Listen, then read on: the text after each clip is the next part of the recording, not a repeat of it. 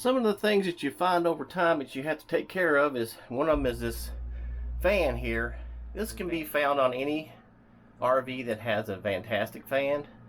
You have to clean this screen, and so what happens is there's tabs in here, and you'll see I've got the two tabs turned, and all they do is they spin.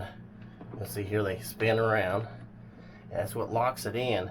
You need to be careful, pull out and turn. You just need to do two of them, and then this will go into place. I actually did a third one down here on the end. Another thing you want to do, which I've already done, is it's kind of like a ceiling fan. You want to go ahead and take a towel and clean these blades off because it collects dust on these. Get that all cleaned off, and then their outer rim here, I didn't get it really good. You can still see a little dirt on the outer rim, but I want to clean that off and put this back in, and I'll show you what it looks like when it gets back together here.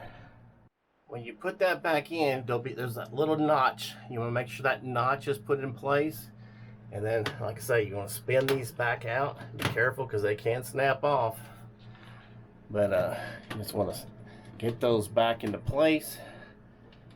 And it looks like we're in good shape there, but that's about all I have. I just wanted to show you cleaning process. I just took this into the house and used some warm water and some soap and just scrubbed it a little bit, and then lightly wiped each side, got the dirt off there, and then dried it out.